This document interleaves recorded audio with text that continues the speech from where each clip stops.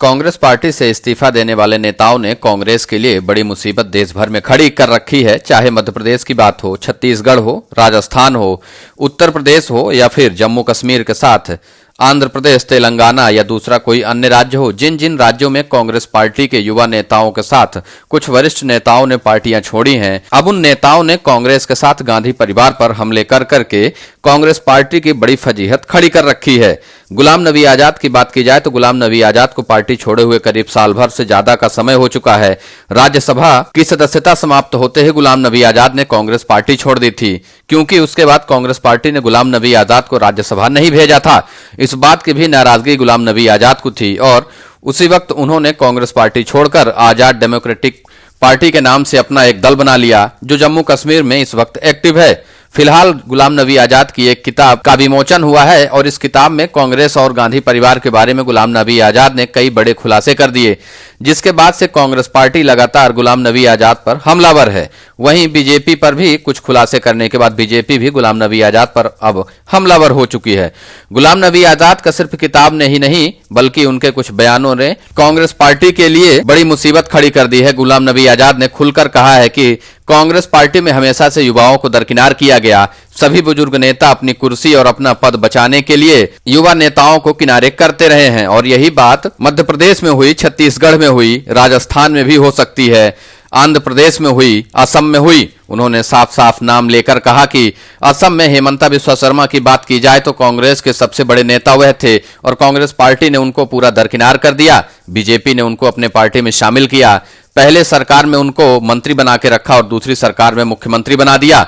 Congress party उस वक्त गोगोई परिवार के हाथ में थी, जिसकी वजह से हेमंता बिस्वा शर्मा को आगे नहीं बढ़ने दिया गया। आंध्र प्रदेश की बात की जाए तो आंध्र प्रदेश में जगन मोहन रेड्डी वाईएसआर बनाकर अपनी पार्टी के मुख्यमंत्री बने। वही वाईएसआर जब कांग्रेस में थे उस वक्त कांग्रेस पार्टी उनके बेटे जगन मोहन रेड्डी को पार्टी में मौका नहीं दे रही थी।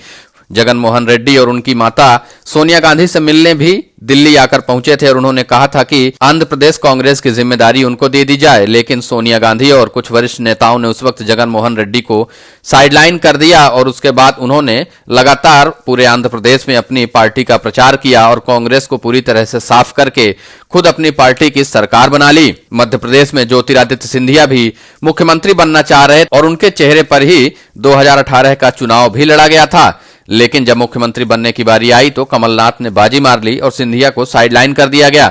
सिंधिया ने भी अपने विधायकों के साथ पार्टी छोड़ दी और मध्य प्रदेश में कांग्रेस की सरकार गिर गई, जिसकी वजह से कमलनाथ के साथ पूरी कांग्रेस पार्टी की बड़ी फजीहत हुई थी। अब गुलाम नबी आजाद ने साफ तौर पर कहा है कि जिस तरीके से कांग्रेस पार्टी में युवाओं को दरकिनार किया जाता है और अगर अभी भी कांग्रेस पार्टी ने यह काम बंद नहीं किया, वह दिन दूर नहीं जब राजस्थान से भी कांग्रेस पार्टी पूरी तरीके से साफ हो जाएगी। युवाओं को अगर ऐसे ही दरकिनार करते गए तो कांग्रेस पार्टी पूरे भारत भर में कहीं भी सरकार नहीं चला पाएगी।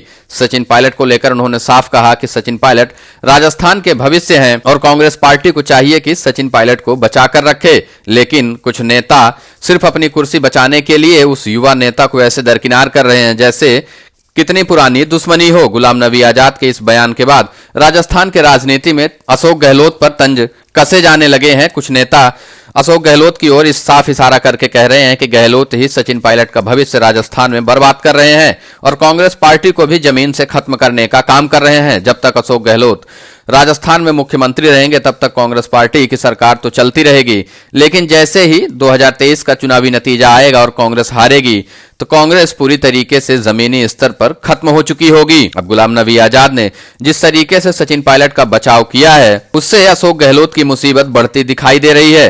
अशोक गहलोत भी गुलाम नबी आजाद को लेकर कई हमले कर चुके हैं, लेकिन अब गुलाम नबी आजाद ने सीधे तौर पर अशोक गहलोत को सचिन पायलट का भविष्य खराब करने का आरोप लगा दिया है। अब अशोक गहलोत इस पर क्या बयान देते हैं यह तो देखना होगा।